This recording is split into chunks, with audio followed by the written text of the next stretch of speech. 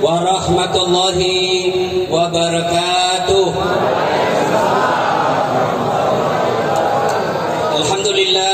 Alhamdulillahi rabbil alamin. Wa bihi nasta'inu ala umurid dunya waddin. Asyhadu an la ilaha illallah wa asyhadu anna Muhammadan abduhu wa rasuluh. Allahumma salli ala sayyidina Muhammad wa ala alihi wa sahbihi ajma'in. Amma ba'd. Waqad qala Allah subhanahu wa ta'ala fi kitabil karim wa huwa asdaqul qailin. A'udzu billahi minasyaitonir rajim. Bismillahirrahmanirrahim. Ya ayyuhalladzina amanu taqullaha haqqa tuqatih wa la tamutunna illa wa antum muslimun. Wahai orang-orang yang beriman, bertakwalah kalian kepada Allah dengan sebenar-benarnya takwa, dan janganlah kalian mati kecuali dalam keadaan beragama Islam. Ayat ini Jumat dibacakan khatib. Tidak sah khutbah Jumat bila khatib tidak membaca ayat ini. Artinya ayat ini sangat penting sehingga harus diulang-ulang. Jangan kamu mati, dan rasa-rasanya ini susah diterima akal.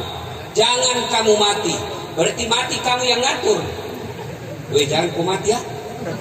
Berarti mati mau-maumu. Mati bukan kita yang ngatur. Mau atau tidak, tiba saatnya pasti mati. Orang kaya mati, orang miskin mati, raja-raja mati, rakyat biasa mati, ustad mati. Senangnya semua mati. Berarti yang jadi masalah sesungguhnya bukan mati. Yang jadi masalah illa wa antum muslimun, kecuali dalam keadaan beragama Islam. Berarti ada orang Islam tapi matinya bisa tidak beragama Islam. Siapa mereka? Contoh aja ini ya, contoh aja. Jangan marah bos, jangan marah. Sabung ayam ada juga di sini. Bilin.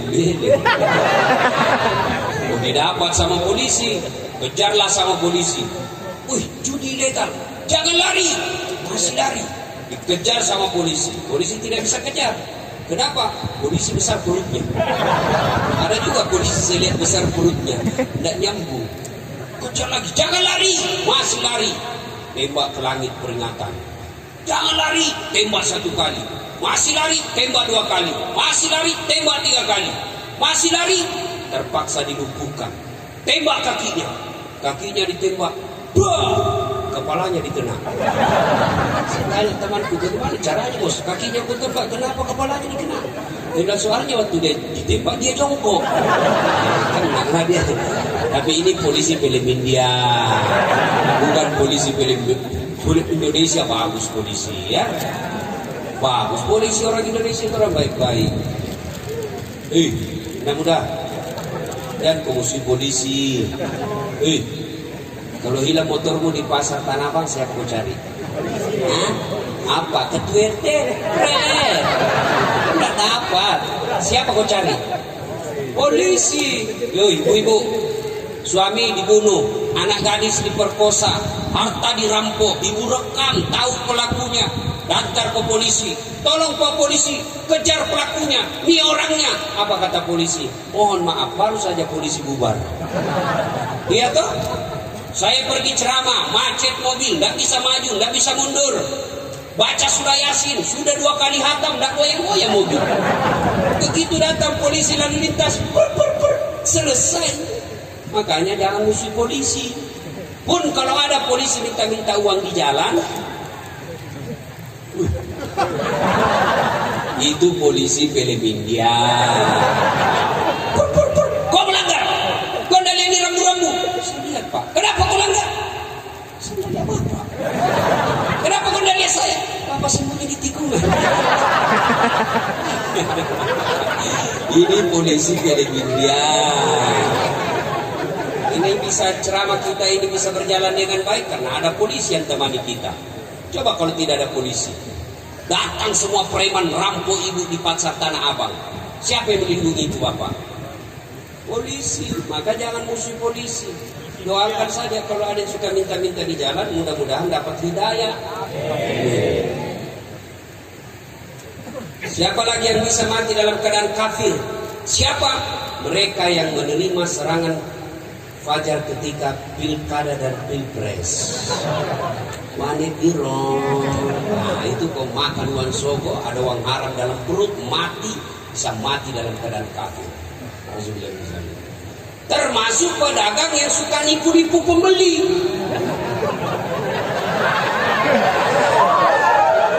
Bos, ini gaspol atau rem-rem? Gaspol. Ini dipasarkan banyak tukang tipu. Asli benar, pakai sumpah lagi, demi Allah asli. Sampai saya di kampung palsu. Ajar ini pedagang seperti ini. Yang ketawa saya suruh sini.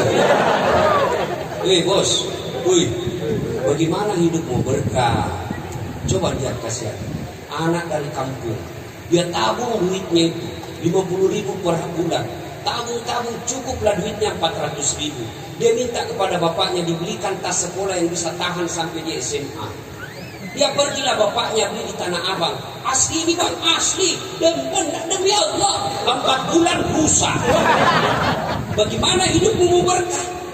Disumpahi kamu sama anaknya, disumpahi sama bapak, kurang naik ya. Uangnya anakku setengah mati dikumpul, dia tipu saya. Orang budi besar, Andre yang aja. Ada orang budi di sini? Banyak. Pak, hebat ini orang Bugis. Mana-mana saya ketemu. Kemarin saya ceramah di Aceh, banyak orang Bugis. Saya pergi ke Riau, Pulau Kijang, banyak orang Bugis. Saya pergi Kaltim, namanya Samarinda seberang, bahasa Bugis orang di sana. Saya pergi Sabah Sarawak, di Kinabalu saya khotbah Jumat, dia bilang, Ustaz, bahasa Bugis Ustaz, capek kita diceramai orang Melayu. Begitu saya ke Singapura, ada lagi Bugis Street. Saya pergi ke Tanjung Priok, ada lagi di situ Jalan Bugis. Begitu saya masuk penjara, banyak juga orang Bugis. Dan di malam juga banyak orang Bugis. Penceraman seorang Bugis, terjadi kolusi kayaknya. Orang Bugis itu alhamdulillah tidak takut sama istrinya. Mana ada orang Bugis takut sama istrinya? Tidak ada itu. Cuma istrinya lebih berani dari suaminya.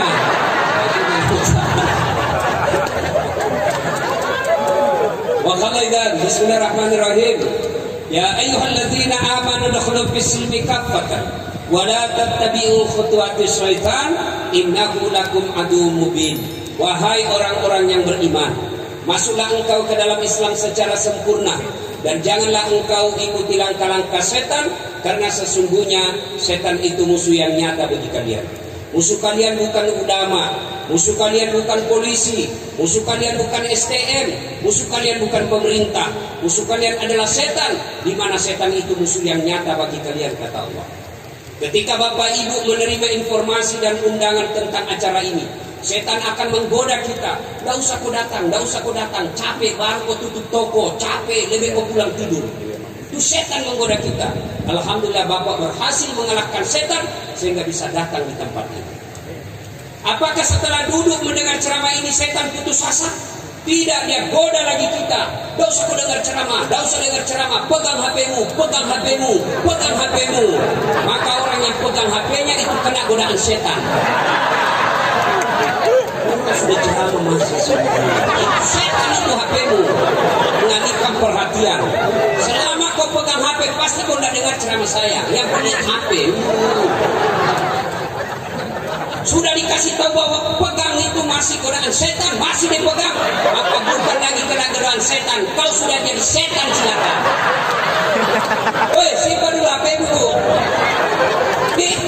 Ibu-ibu yang pegang HP selama saya ceramah, saya doakan suaminya kawin lagi.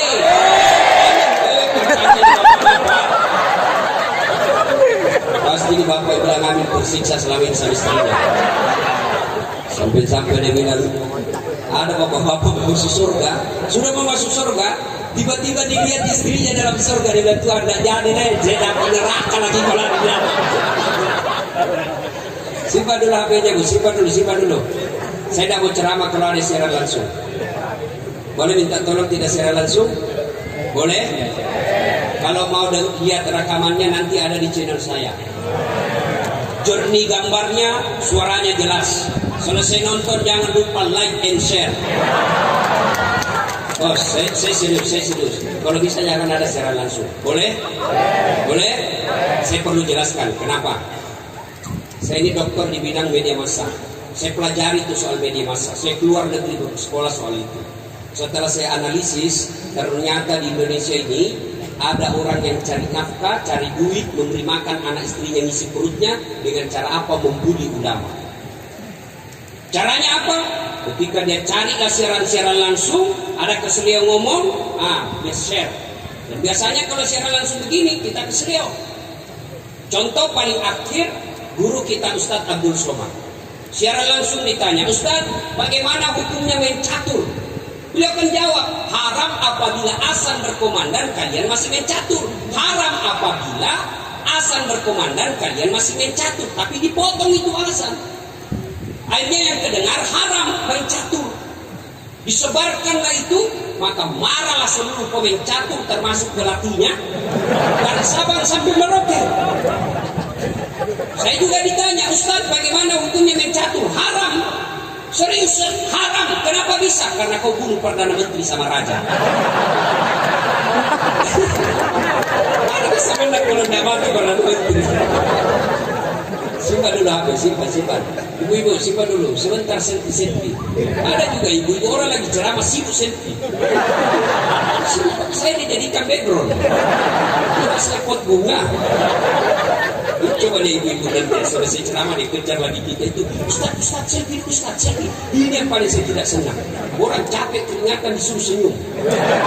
Selfie Ustaz. Kalau tidak dilayani, dia ambil status lagi, sombong dan makasih. Dan dia ingat sampai mati. Karena sadilah inilah. Ustaz bilang Ustaz kabur. Ustaz bilang Ustaz dalam hati itu bukan HBmu kabur, mukamu memang yang kabur. Simpan HP dulu bisa?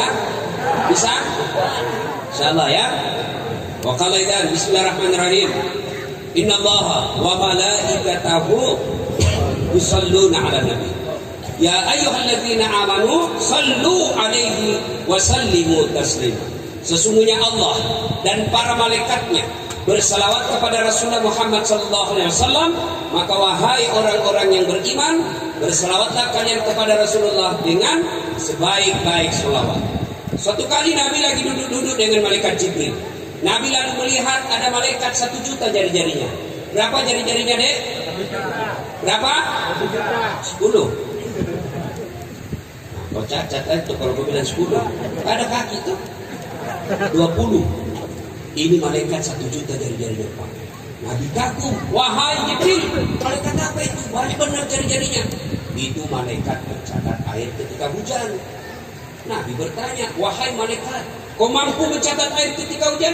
Ya, ku catat yang jatuh di laut, ku catat yang jatuh di gunung, ku catat yang jatuh di darat, semua aku catat.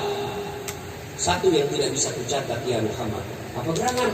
Lebih banyak jumlahnya dari air hujan. Apa? Ketika umatmu berkumpul di pelataran masjid. Masih tahu namanya? Nah itu. Lalu mereka berselawat bareng-bareng kepadamu. Saya tidak bisa mencatat betapa banyak pahala yang Allah turunkan di tempat ini. Maka ketika berkumpul seperti ini, jangan sia-siakan. Mari selawat bareng-bareng, karena dengan selawat bareng seperti itu Allah turunkan keberkahan yang luar biasa di tempat ini. Maka saya mau ajak berselawat bareng-bareng. Bisa? Bisa? Saya mau dengar mana lebih kencang suaranya pedagang perempuan dengan laki-laki. Bisa? Nah, jenis kelamin laki-laki diam dulu. Ibu-ibu ayo ikut sama saya, Bu. Yuk Bu. Sholatu ala toha sulillah sholatullah ala yasin. Ya itu bukan keras bos, itu namanya syahdu. Suara begitu yang kasih nafsu kita di telepon. Makanya Bu, ibu-ibu terutama yang janda, kalau ditelepon sama suaminya, orang jangan bikin satu suara. Assalamualaikum Ibu. Waalaikumsalam. Mana sukunya orang nafsu? Lagi di mana ibu? Di rumah aja pak. Lagi ngapain? Bareng-bareng dong. Tegas tuh. Assalamualaikum. Waalaikumsalam. Lagi di mana ibu? Di toko. Lagi ngapain? Kenapa kau tanya-tanya? Di teleponnya lagi besok. Ini mana itu sana? Caleda. Ibu-ibu diam, kita dengarin bapak-bapak. Ayo anak muda, yuk anak muda, bareng-bareng, keras, kencang ya. Salatullah, salamullah ala doha Rasulillah.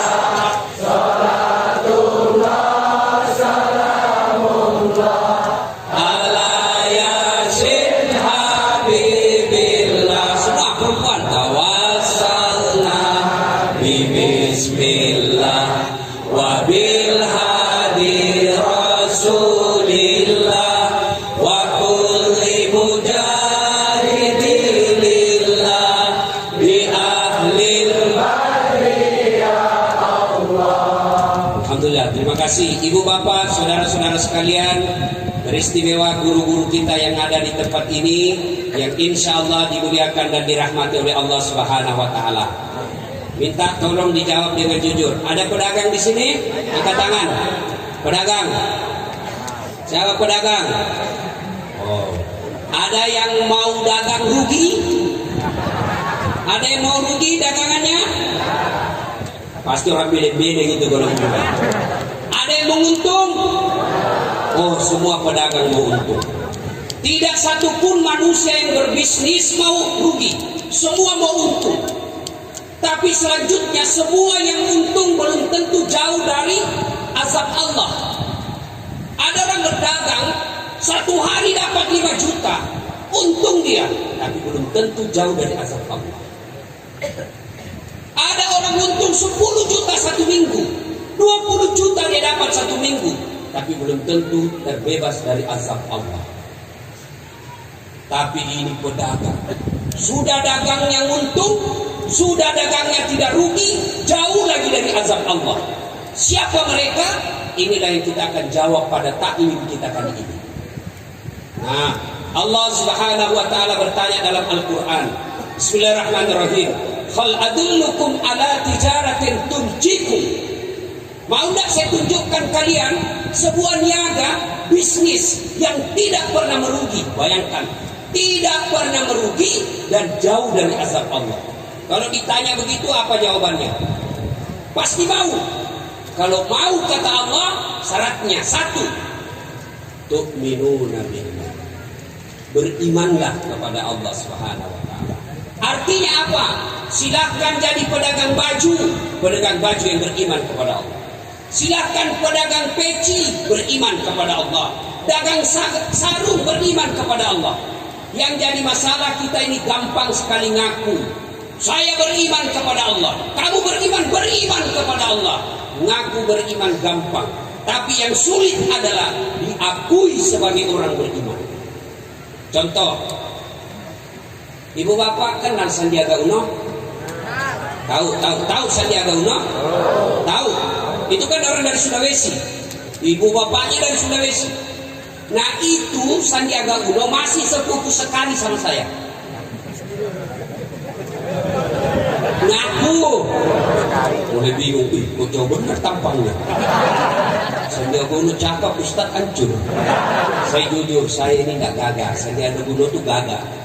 Saya bohong kalau saya bilang Sandiaga Uno nggak gagah. Dia gagah, saya nggak gagah. Tapi saya menawan. Ini yang luar biasa buat saya, menawan bos. Ngaku saya sepupu dengan Sandiaga Uno gampang.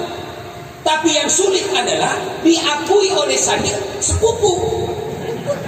Ini jadi masalah. Bapak ke Sandi, Bang Sandi, ya, katanya sepupu satu kali sama Dasar Latin. Siapa ya? Namanya baju kudengar. Ngaku kepada Allah beriman gampang. Yang sulit adalah diakui oleh Allah sebagai orang beriman.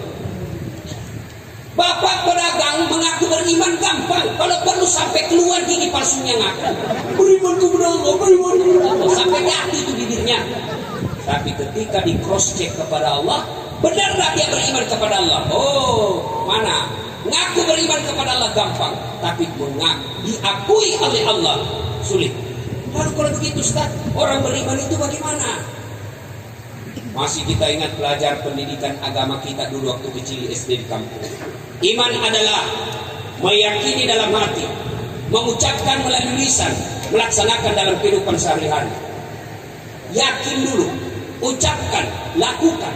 Maaf beribu maaf. Kita umat Islam ini imannya baru 2/3. Kadang-kala dia yakin, kadang-kala dia ucapkan, tapi belum dipraktekkan. Bagaimana hukumnya riba? Haram. Artinya haram, dosa kalau aku lakukan. Betul haram. Wa halallahu bai'a wa harrama riba. Dia hafal ayatnya. Allah halalkan jual beli, tapi Allah haramkan riba. Mana itu riba? Menipu pembeli. Itu riba itu bos. Kau dapat uang 1 juta, 2 juta, 5 juta sehari, tapi hasil kau tipu orang, maka jangan heran duitmu 30 juta kau dapat tiap bulan, tapi anakmu narkoba. Kau dapat rumah yang mewah tapi tidak bisa tidur kecuali minum obat tidur. Kenapa? Uang riba yang ada menumpuk dalam dirimu. Bayangkan dia tipu kita. Lain dia kasih contoh, lain dia bungkus. Dia ketawa, saya seru sini. Kalau semua itu pelakunya. Mahal aslinya di biok palsunya. Mereknya Polkom, tapi produksinya dalam. Dia ketawa, saya seru sini. Gimana caranya bos? Mereknya Levi's, tiba-tiba apa ini bos? Demi Allah, kalau cara gini kalian berdagang, jangan heran begitu kau pensiun, habis semua untungmu itu hanya untuk cuci darah. Siapa suruh undang kak? Gas, panas bos. Benar. Coba lihat orang yang suka dagang nipu. 3 anaknya, 1 pengedar, 1 pengisap, 1 kawin lari di bawah bandar. Banyak duitnya, memang banyak duitnya, tapi tidak ada bisa dia makan. Duitnya 7 miliar, dilarang makan nasi. Apa enaknya 7 miliar dilarang makan nasi? Saya pernah diundang ceramah ke Milan. Tahu Milan? Tahu Milan? Hah? Itu Bekasi lurus-lurus di kanan. Sampai di sana saya 2 hari. Dikasih saya pizza, spaghetti, saya makanan apa ini? Saya bilang saya ini perlu Buddhis bos. Tidak mempan kalau tidak ketemu nasi. Kau siksa saya. Saya tidak bisa ceramah kalau tidak ketemu nasi. Berhenti saya ceramah kalau tidak kasih saya nasi. Baru 2 hari saya sudah menderita. Dilarang makan nasi.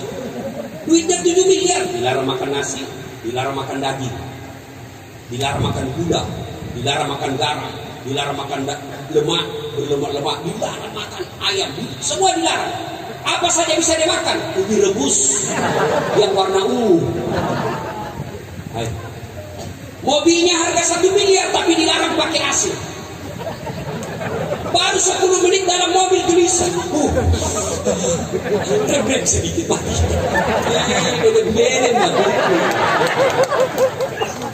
Itu kalau bapak ibu dagangnya nipu pembeli, apa tidak sakit hati pembeli kita pak? Jauh-jauh dari Sulawesi Selatan, duitnya duit susah dia dapatnya, dia tabung bertahun-tahun, modal usaha nantinya, dia pikir yang dia beli asli ternyata sampai palsu, maka sepanjang hidupnya disumpahi penjualnya. Gimana hidup kita mau berkah kalau hidup kita semua sumpahi kita sama pembeli? Tiap hari 4 pembeli kita, tapi semua menyumpahi kita. Gimana hidup kita mau berkah?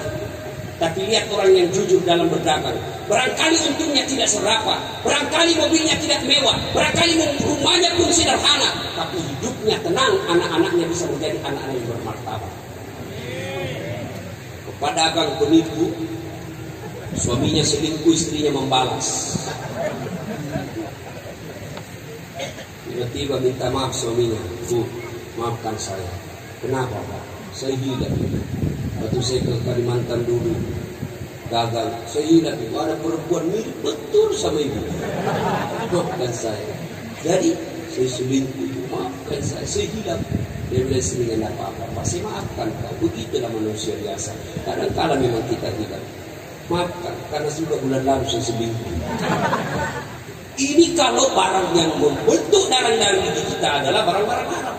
Lalu bagaimana berdagang orang-orang beriman itu? Mereka akan seperti Rasulullah.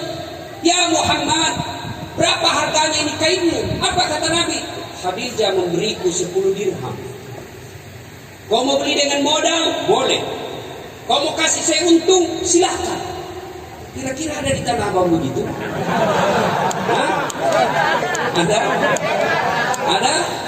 Nah, maka jangan heran, wajar ketika kita sholat tidak bisa khusyuk. Kenapa makanan ikut mempengaruhi tingkat kehusyukan kita? Kalau kita selalu mengkonsumsi barang haram, maka hati kita jadi keras. Apa hubungannya Ustaz? Tidakkah orang yang lembut hatinya itu ketika dia tahu barang salah, dia tidak akan lakukan. Tapi orang yang keras hatinya, kaswatul qalbi, dia tahu salah, dia tahu haram, tapi dia lakukan terus, maka itu membuat hati bapak menjadi keras, dan wajar bapak sholat tidak bisa khusyuk. Allah. Tadi 200.000, di pulsa 50.000, beli channel 20.000. Mana ini 20.000? Allah, di mana sih? Allah, masih dicari. Akad ketiga belum dia dapat. Begitu rakaat keempat, assalamualaikum. Oh, di bawah dompet. Itu bapak ibu berdagang. Dagang yang baik itu yakin, dia ucapkan, dia lakukan dalam kehidupan sehari. Bagaimana hukumnya pakai jilbab? Wajib. Apa artinya? Dosa kalau kau tidak lakukan. Kenapa belum buat ke jilbab? Ya sudahlah, saya masih gadis. Nanti kalau pakai jilbab tidak ada yang senang saya. Itu orang beriman. Dia bukan cuma yakini, diucapkan, dilakukan.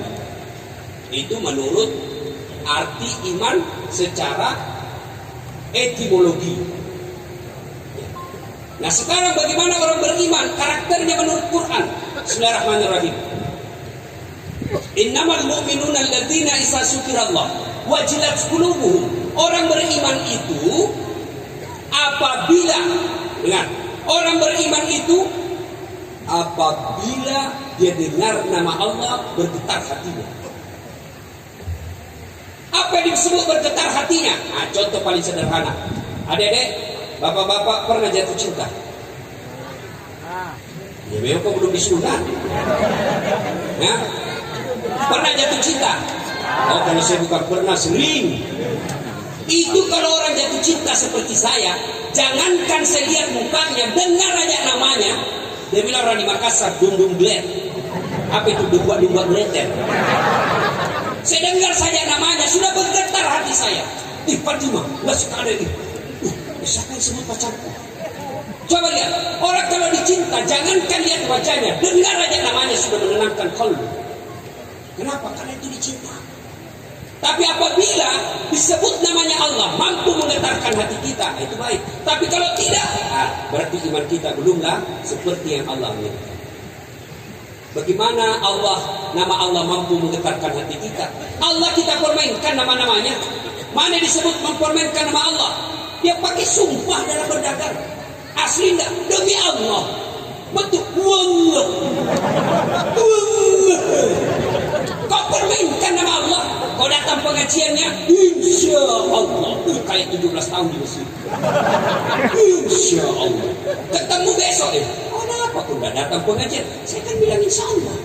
Padahal dalam hatinya sudah tidak mau. Tidak boleh Bapak mengatakan insya Allah ketika dalam hati tidak mau. Yang wajib mengucapkan insya Allah ketika memang dia mau. Jangan anggap enteng insya Allah. Ada cerita wallahu a'lam benar atau tidak. Pedagang kambing. Dagang ketemu sama Pak Ustadz mau pergi sholat duhur. Dia bilang, Pak Ustadz, Pak Haji mau kemana? Ke pasar. Untuk apa? Jual kambing. Dia bilang, Pak Ustadz, kau bilang lah insya Allah. Apa insya Allah? Itu pasar sudah dekat. 4 kali saya lompat sudah sampai. Ya aku tak kabur. Kau bilang insya Allah. Apa lagi insya Allah? Ini sudah dekat. Dia nak pergi berlalu.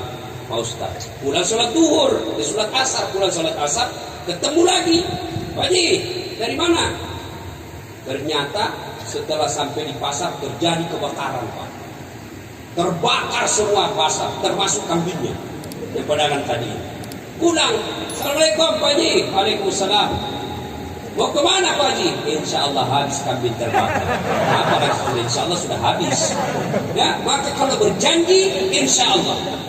Tapi tidak boleh memperkaya namanya Allah, tidak boleh mengatakan insya Allah kalau memang dalam hati tidak mau. Lebih jujur.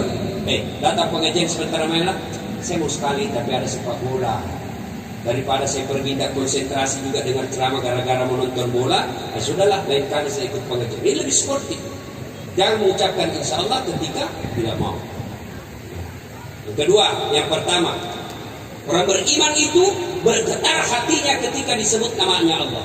Yang kedua, orang beriman menurut Quran tadi apabila mendengarkan ayat-ayat Allah bertambah imannya.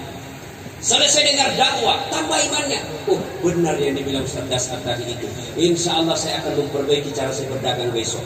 Kalau selama ini Bapak suka nipu, suka malsukan produk-produk orang, dan besok dia berhenti, maka Alhamdulillah Bapak termasuk orang yang sempurna imannya. Tapi kalau dia bilang, pintar juga itu Ustaz cerita neraka, kayaknya dari neraka saja. Besok dia tetap lakukan. Itulah yang disebut Bapak perasaan. Orang Buddhis bilang tanteng tong janjing jo. Apa itu tangi kamu lo tangi takut jam jamamu wita tong pino wita ya. Itu orang Buddhis itu sudah kepala batu itu yang begitu.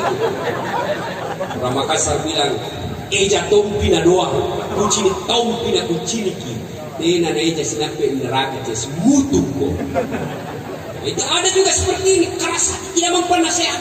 Siapa jadi beritahu dia tidak mampu nasihat. Tanda yang ketiga menurut Al-Quran tadi, wa ala rabbihim yatawakkalun. Hanya kepada Allah dia bertawakal, berserah diri. Artinya apa?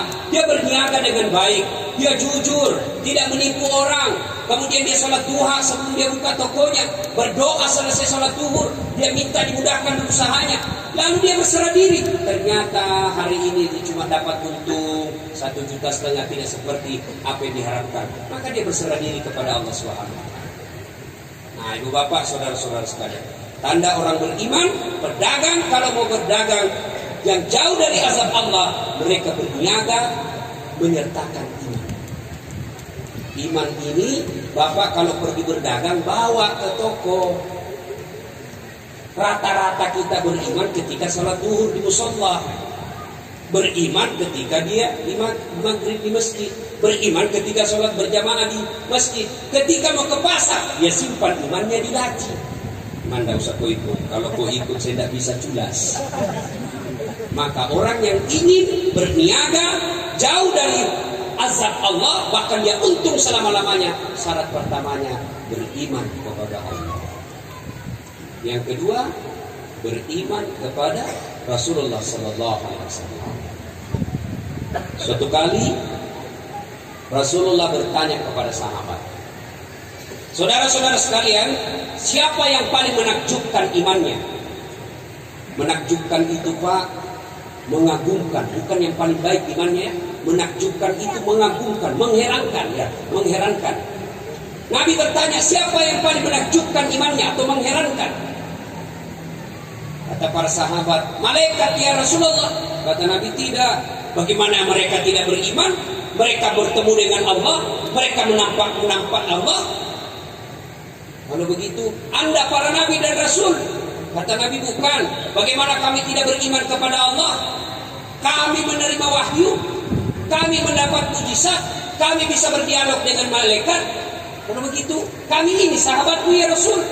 Nabi berkata, tidak. Bagaimana kalian tidak beriman kepadaku? Beriman kepada Allah? Kalian hidup dengan saya? Ada masalah kau bisa tanya langsung sama saya? Kalau begitu siapa ya Rasul? Kata Nabi, mereka umat atau saudara-saudara kita setelah kita ini semua. Sahabatnya berkata, siapa? Mereka yang beriman kepadaku, beriman kepada Allah, yakin kepadaku, melaksanakan sunnah-sunnahku, meskipun mereka tidak pernah melihat Allah, tidak pernah ketemu dengan malaikat, tidak pernah bertemu saya, tidak pernah melihat mujizat, tapi mereka beriman kepada Allah dan Rasulnya. Kita lagi semua pedagang-pedagang yang hadir di tempat ini, tidak pernah melihat Nabi. Kita hanya meyakini Nabi melalui dakwah. Berimanlah kita Islam. Setelah beriman kepada Nabi, apa yang selanjutnya kita lakukan?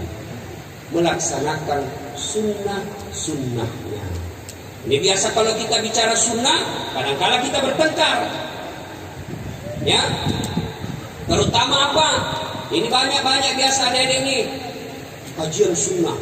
Bahkan dia bikin daftar Ustadz Sunnah. Nah, Ustadz Sunnah dicatat 1 sampai 50. Yang tidak ada berarti kami ini tidak masuk Ustadz Sunnah. Adik-adik ini, mumpung saya ingat, kalian terutama yang pedagang hijrah. Pedagang hijrah, orang hijrah itu ada bukan yang suka mencari-cari kejelekan sesamanya muslim. Kalian silakan belajar hadis, kalian belajar tafsir, silakan belajar agama dengan baik, silakan cari dalil sebanyak-banyaknya, bukan untuk menyerang orang lain, tapi untuk kalian amalkan sunnah yang kalian yakini. Kalian akan sesat dan tidak dicintai Allah dan Rasulnya kalau kalian mencari dalil, menggali dalil, sekolah sebanyak-banyaknya, baca buku. Tujuannya apa? Menyerang orang yang berbeda pendapat dengan kalian. Tidak dicintai oleh Allah dan Rasulnya. Silakan lakukan sunnah yang kalian yakini, tapi jangan menyerang orang yang tidak berbeda, yang berbeda pendapat dengan kalian. Kadang-kadang di masjid-masjid ini kita kan bikinlah komunitas ustadz ini, komunitas ustadz ini. Saya diminta juga, Ustadz bikinlah sahabat Ustadz Dasat. Saya bilang tidak, semua sahabat saya. Kalau ada sahabat Ustadz Dasat, komunitas sahabat Ustadz, berarti ada bukan sahabat saya. Tidak semua ustadz, kita ini semua bersahabat. Kadang-kadang ini ketika kita hijrah, sahabat Ustadz A tidak mau dengar ceramah B, sahabat Ustadz C tidak mau dengar. Makin banyak ustadz yang kalian dengar, makin bagus. Jangan mempersempit ilmu.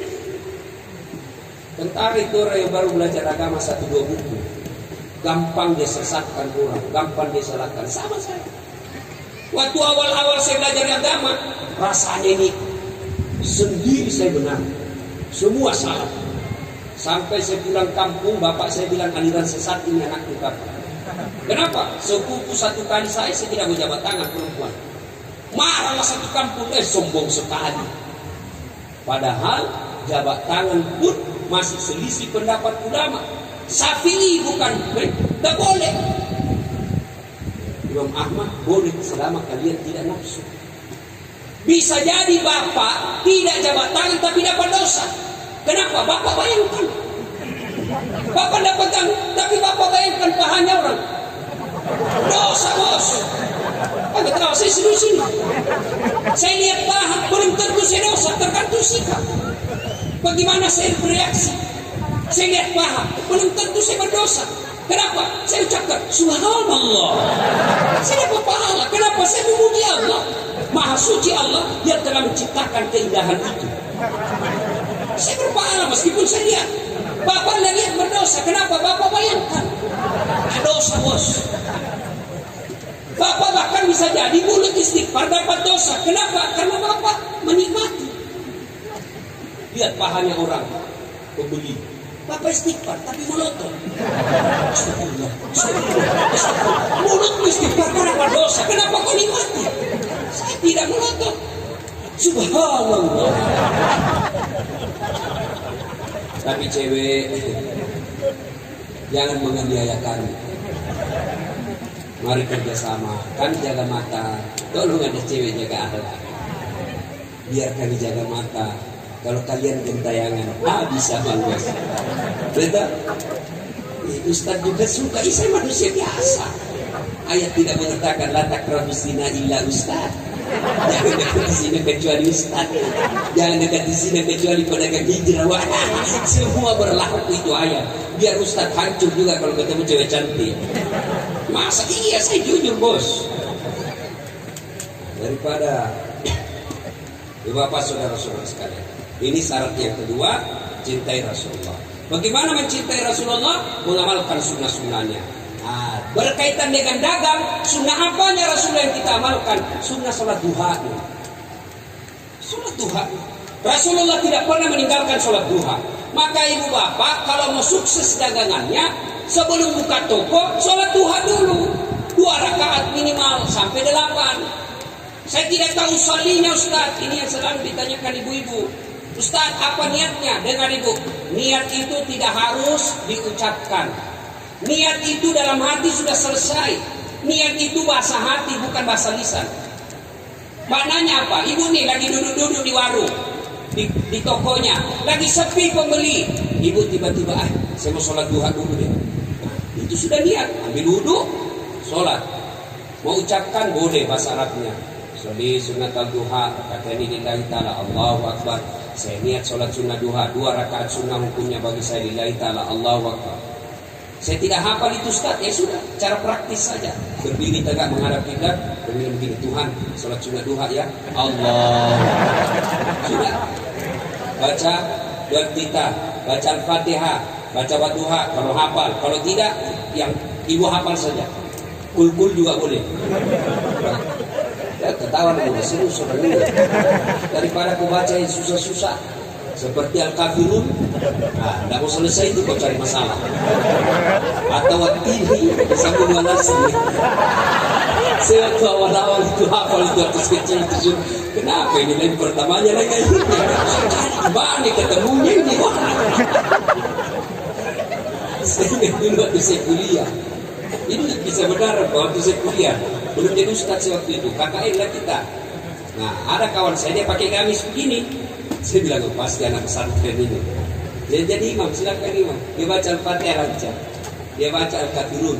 Begitu dia baca Al-Kafirun, dalam hati itu cari masalah. Dia ada baca kasih. Wala antum ma'abudun ana a'budu ma'abudun. Wala antum ma'abudun. Ini teman ke fakultas sastra nasiku mah. Wala antum ma'abudun. Wala ana a'budu. Langsung jengkel itu temanku ini fakultas sastra namanya dibuat. Woi, kenapa tak putar-putar? Langsung ini juga kupikir, bubar deh. Langsung udah ayo sholat masing-masing ya, ini wajah lebu. Maka kalau sholat tidak harus. Ini juga kadang-kadang ini yang kasih kacau kita sholat kan. Ini biasa imam biasa. Kalau Ustaz sampai enak suaranya mengerti jamaah, ya kan? Ada juga itu imam penghafal Quran, dia merasa bahwa dia tunjukkan hafalannya bahwa ini dengar kok hafalanku banyak. Tidak boleh begitu bos. Jangan kau siksa jamaah. Itulah sebabnya sunnah itu imam sebelum angkat takbir dia dulu ke belakang. Salat dia dulu. Siapa tahu matanya orang tua yang mati. Kau siksa orang tua musuh. Nah, lagi kepalanya belum selesai jatuh kepalanya. Ya enak baca kita disiksa di belakang. Saya paling stres Pak. Kalau yang dia baca imam panjang dan saya tidak hafal. Kenapa? Karena kalau dia salah saya bertanggung jawab. Nah kasih malu Ki. Gara-gara dia tidak, kita juga ketahuan dah hafal. Ya, ini ada juga itu imam begitu. Nanti dibilang hebat kalau dibaca surah-surah yang panjang. Tidak. Kombinasikan. Rakaat pertama mungkin Quran besar agak panjang. Rakaat kedua ya juz amma. Coba kalau kita baca juz amma imam, kita bisa ikut. Kenapa kita hafal? Tapi begitu imam membaca surah Al-Baqarah ayat 11 sampai 113, ya sudah dengan bacanya kita ingat hayalan kita. Semua belanja dipikir. Allahu Akbar. Dia baca kita mau ikut dan dihafal. Muruku belum selesai dan masa dibaca semua pengumuman di masjid. Ada keuangan masjid. Sudah selesai satu papan tulis sudah dibaca, belum selesai Al-Baqarahnya, terpaksa dibaca lagi kedender persatuan diri belum selesai dibaca lagi barunya orang caleg DPR. Siapa yang salah bos? Siapa salah? Hanya dengar ini Pak Imam aspirasi ini. Lagi dia baca. Anak muda akhirnya tobat. Ada anak muda malam Jumat dia mimpi masuk neraka. Dia bertobatlah. Dia pergi sholat subuh mulai Jumat. Begitu selesai sholat Jumat saya ketemu. Enak sholat di masjid itu. Dia bilang apa enak tobat ampun saya. Kenapa itu masjid aliran sesat? Kenapa aliran sesat? Dia sholat subuh 3 rakaat. Bukan 3 rakaat sujud tilawah namanya itu.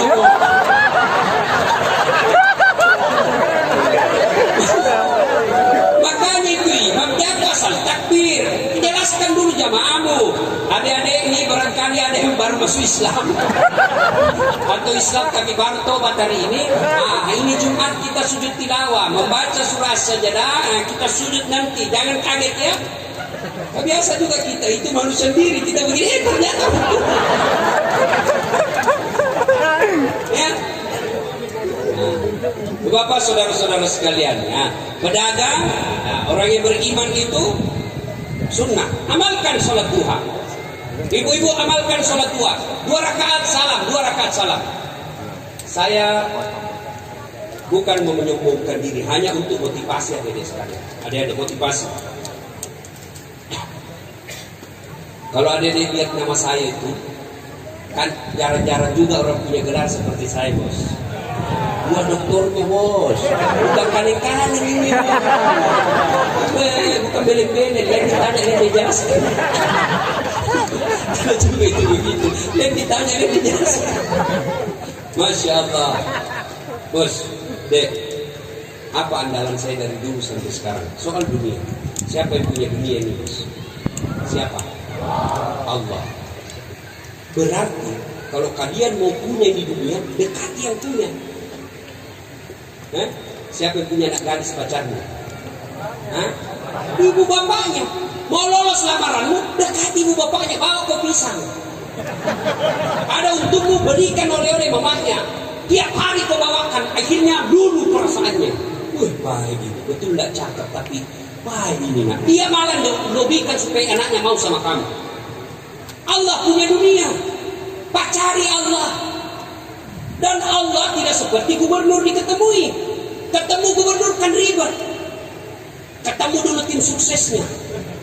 Dia bilang tim sukses, saya cuma tim sukses. Silakan ketemu sama ajudan, ini nomor teleponnya.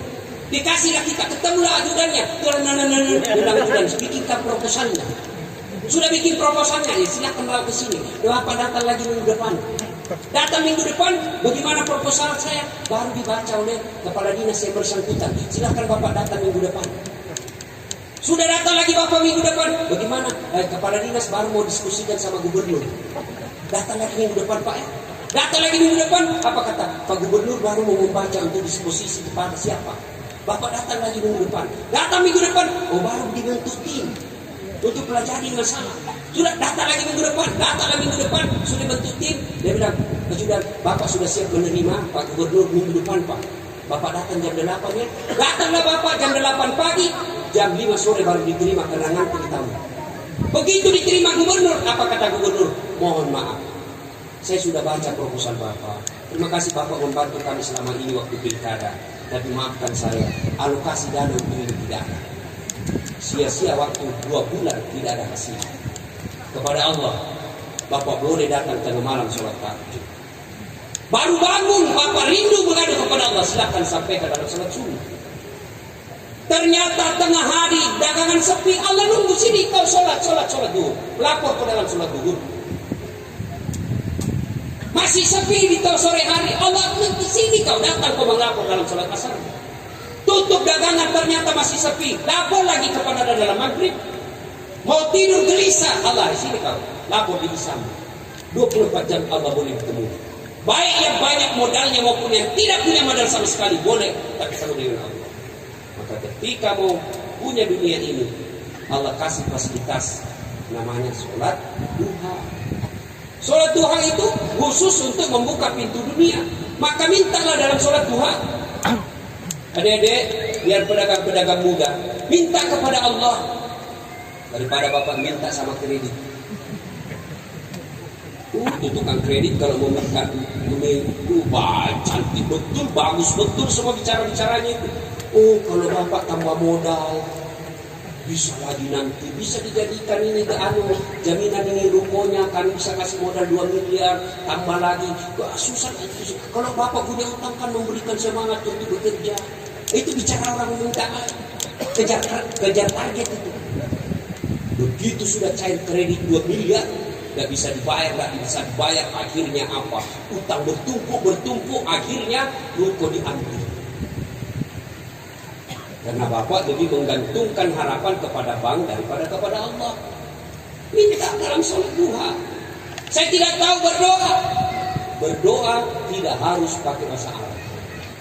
Ibu-ibu, Bu, doa mau kaya, mau laris dagangannya, betul? Nah, ikuti saya, ini doanya, bareng-bareng. Ayo Bu, Bismillahirrahmanirrahim. Allahumma barik lana bima rasaqtana wa qina. Kalian tidak tahu artinya. Berdoa tidak harus pakai bahasa Arab, boleh pakai bahasa Indonesia. Bahkan boleh Bapak Ibu berdoa begini, ya Allah, Engkau sudah tahu aku yang ku mau, maka kabulkan. Daripada Bapak putar-putar pakai bahasa Arab tidak ngerti, bingung malaikat. Apa maksudnya di Bapak ini? Ibu lancar dagangannya, ternyata doa minta hujan. Bingung malaikat, bos. Maka silakan dalam sholat duha, Assalamualaikum warahmatullahi wabarakatuh, Assalamualaikum warahmatullahi wabarakatuh, silakan minta kepada Allah dalam bahasa apa saja. Bahasa Bugis boleh, bahasa Melayu boleh, bahasa apa saja. Allah multi bahasa. Ya Allah, saya ingin mengumrahkan orang tua saya, tapi mustahil saya bisa lakukan ya Allah jika rezekiku seperti ini tiap hari. Tidak ada yang mustahil di sisimu ya Allah. Murahkan rezekiku ya Allah, agar saya bisa membahagiakan sisa-sisa hidup orang tuaku, mengumrahkannya. Masa Allah tidak kabulkan? Padahal Allah sudah janji, ud'uni astajib lakum. Mintaku kepadaku, pasti saya kabulkan. Yang berikutnya, pedagang yang ingin hijrah dengan sebaik-baiknya, berdagang tanpa rugi dan jauh dari azab Allah. Wa tujahiduna fi sabilillah.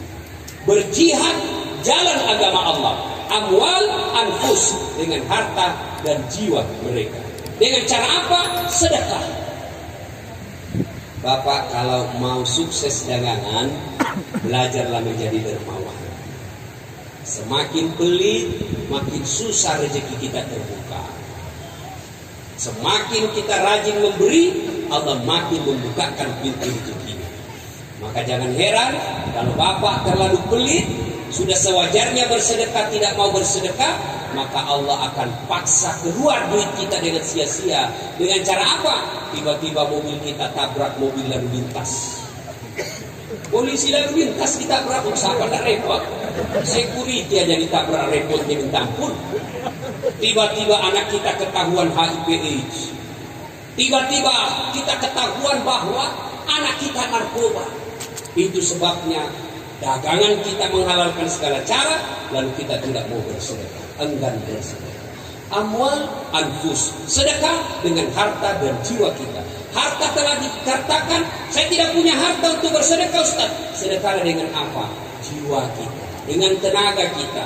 Ada pembangunan masjid, ada pembangunan musalla di tempat kita berniaga, sedekahlah. Sedekah dengan duit bagi mereka yang ada duitnya. Sedekah dengan tenaga bagi mereka yang ada tenaganya. Sedekah dengan ilmu bagi mereka yang punya ilmu. Tidak punya duit, tidak punya tenaga, tidak punya ilmu Ustaz. Sedekahlah dengan apa? Diam. Ada juga orang tidak punya sedekah duit, tidak punya sedekah ilmu, tidak punya sedekah tenaga, ngoceh tidak. Diam aja kau bos.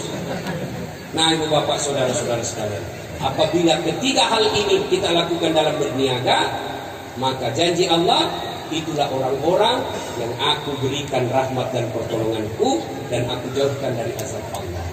Ibu bapak saudara-saudara sekalian, ini saja tausiah kita pada taklim kita kali ini. Mudah-mudahan ada manfaat. Saya tidak tahu dari panitia apakah malam ini ada sesi tanya jawab atau tidak. Kalau ada yang saya lupa, mohon maaf. Sedekah itu kepada siapa Ustaz? Lebih utama sedekah kepada pegawai. Misalnya ibu juragan nih bu. Ibu punya pegawai ada 3 orang. Nyata-nyata dia perantau, nyata-nyata dia ngontrak-ngontrak di Jakarta. Ibu punya rezeki, hitung gitu penghasilan kita selama sebulan, dikeluarkan zakatnya 2,5%, maka diberikan pegawai. Lebih utama diberikan kepada pegawai. Ada lagi saya lupa tadi. Salah satu sebab susahnya juga rezeki masuk kalau kita menjadi pengkhianat dalam rumah tangga. Ya, jadi istri tidak tahu menghargai suaminya yang lagi dagang. Jadi suami tidak tahu menghargai istrinya yang lagi setia di rumah menunggui. Tadi pagi saya ding ada WhatsApp curhat sama ibu-ibu. Ibu-ibu curhat sama saya, Ustadz, bagaimana saya cara minta ampun? Suami saya ini bekerja di luar, kadangkala 2-3 bulan baru dia kembali. Nah, saya merasa kesepian. Lalu saya berkenalanlah dengan seorang lelaki di medsos. Ini akibatnya kalau ibu selalu curhat di medsos. Ada apa-apa, kesepian banget. Itu mulai terdapat kalau laki-laki jahat. Boleh juga itu diganti. Awalnya bercanda, akhirnya apa? Kami merasa cocok sama cocok Ustaz. Akhirnya kami melakukan hubungan suami istri. Ini laki-laki juga dia begitu karena dia tidak senang sama istrinya karena sudah mulai kanker, tidak bisa. Dengar ini Bu, dengar ibu. Kalau ibu mau curhat ada dalam masalah rumah tangga, jangan curhat di medsos. Jangan curhat sama keluarga. Belum tentu juga keluarga niatnya baik. Kadang-kala kita curhat sama saudara, apa dalam hatinya kita cerita, memang di depan kita dia bilang, kenapa bisa begitu suaminya? Padahal kau sabar menunggunya di rumah dia pergi berdagang. Padahal dalam hatinya kau rasa itu. Lebih baik ibu curhat kepada Allah, jangan curhat di medsos. Bayangkan seperti tadi, perempuan bejat seperti ini, suaminya pergi cari nafkah, dia tinggalkan anak istrinya, rela berbulan-bulan tidak pulang untuk menafkahi istri, malah istrinya merasa kesepian dan pergi berzina. Kalau begini kejadian, tak bisa kita sukses, jauh dari azab Allah. Akhirnya saya bilang apa? Minta maaf deh sama suamiku. Jangan nanya Ustaz, kau sebut itu dosamu. Saya tidak tega Ustaz. Apa boleh buat? Kau diceraikan ya itu resikomu. Nah, ibu baik-baik sama suami kalau mau rezeki. Bagus juga itu kita ini suami. Kalau mau pergi pasar dagang, ibu sayang-sayang kita di rumah. Ku lepas di kau pahlawan. Begitu suami mau pergi, ini bapak-bapak jadikan tradisi seperti Rasulullah. Beliau kalau mau keluar, beliau bersedekah kepada istri beliau. Apa sedekah Rasulullah kepada istri beliau? Sun jidat. Maka ibu-ibu kalau suami mau keluar besok dagang, dia lupa ingatkan, Pak sedekah. Nah, kasihlah, sini kau saya sedekah kau. Tapi ibu juga kalau mau disedekahi, kalau sudah tahu suami mau berangkat, ibu sikat gigi lah minum dulu. Ya. Kita pulang. Ini kan istri juga ini penentu untung kita, ngasih apa rezeki kita di pasar. Bayangkan bahagianya kita di pasar, istri kita selesai sholat duha dia WhatsApp, Pak, jangan menipu publik. Rezekimu tidak akan diambil orang. Jangankan diambil, tertukar saja tidak. Saya baru saja doakan kamu dalam sholat duhaku tadi. Salam sayang selalu dari istrimu di rumah. Senang tak bapak-bapak dapat WhatsApp seperti itu? Senang, pernah. Paling jangan lupa singgah beli beras. Enak kan kalau kita dapat WhatsApp seperti itu. Pas pulang istrinya, suaminya, sebelumnya Bu, ini sudah mau tutup toko, tapi hari ini sepi sekali. Istrinya sudah tahu, maka istri yang soleha, dia akan datang menjemput suaminya dan memberikan semangat baru. Assalamualaikum kakandaku Arjuna. Waalaikumsalam adindaku Sri Kandi. Istrinya berwih, gagah betul kau bang hari ini. Kata suaminya, berarti saya jelek kemarin. Lalu istrinya duduk di samping suaminya, dia bukakan sepatunya suaminya, lalu dia berkata, Bang, begitulah romantika berdagang. Jangankan abang, Nabi pun pernah mengalami susah dalam hidup. Tak mungkinlah kita dagang untung terus. Inilah romantika, hari ini dagang, besok lagi untung, besoknya lagi rugi. Itulah dunia, kadang-kala untung, kadang-kala rugi. Tapi Bang, sabar saja Bang. Lalu dia peluk suaminya lalu menyanyi, bila kamu di sisiku, hati rasa syahdu. Tenang suami, dan sudah ada apa-apa deh. Masya Allah. Jangan baru pulang langsung HP-nya kau periksa. Bagaimana nak kita serangan jantung? Lupa lagi pasang password. Apa mati kita mati? Gimana kita suka bohong? Karena ibu juga kalau kita jujur ngamuk. Masalah dibohongi supaya senang sama istri saya kan. Ada kawan saya di kampung masih selalu nelpon cinta monyet dulu di kampung. Begitu dia lihat banyak video-video saya viral, Mas selalu juga menelpon. Saya mau blokir. Nggak enak nanti dia bilang saya sombong. Saya mau terima. Terancam mamanya cek. Paksa. Ku tulis lagi situ namanya penjual batu bata. Begitu saya lagi duduk-duduk sama istri, tiba-tiba bunyi. Istri saya pergi lihat, dia teriak, Ustaz, penjual batu bata. Sudah jangan angkat saya, itu tagihan. Oh, selamat saya. Saya pulang ceramah suatu hari. Saya bikin teh. Saya ambil itu toples tulisan gula. Begitu saya minum, asik. Punya saya pilih itu toples tulisannya gula. Saya garam. Saya tanya istriku, sayang, kenapa ini gula baru kau tulis garam, isinya kau tulis garam. Gula kau tulis gula, isinya garam.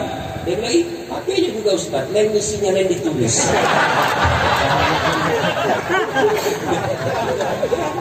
Nah ibu, kalau pulang suami sambut dengan baik.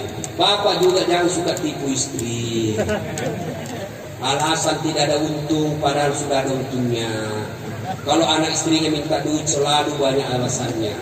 Giliran teman sekolahnya dulu waktu kuliah SMA cepat sekali ditransfer.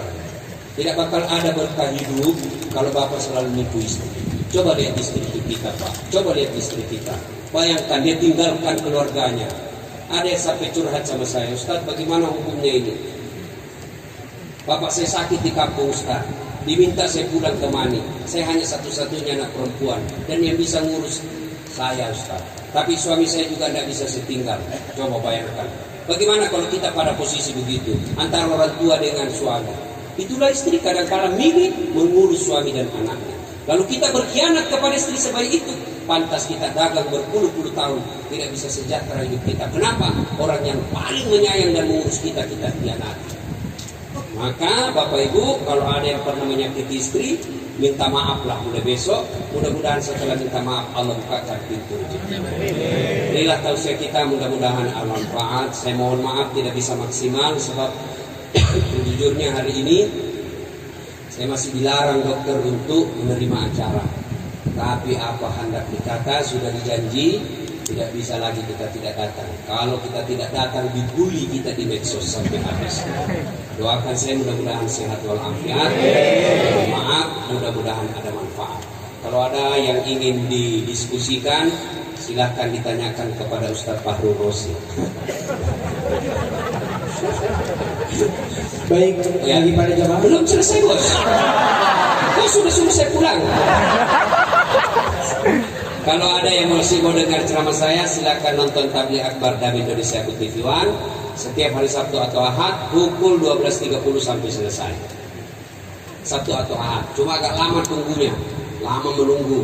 Satu kali 1 minggu muncul. Ada yang setiap saat boleh nonton. Gimana caranya Ustaz? Gampang. Gimana? Ambil HP, buka aplikasi YouTube. Tulis nama saya Dasat Latif. Maka keluarlah ceramah saya yang ribuan itu. Ada di situ yang adik-adik yang sudah punya usaha belum punya jodoh, ada di situ kiat sukses menemukan jodoh. Cari judulnya itu ada di situ. Ya? Sudah, jangan lupa kasih tanda begini. Terus, jangan lupa kasih begini. Jangan lupa kasih begini dicari ke malaikat pencabut nyawa.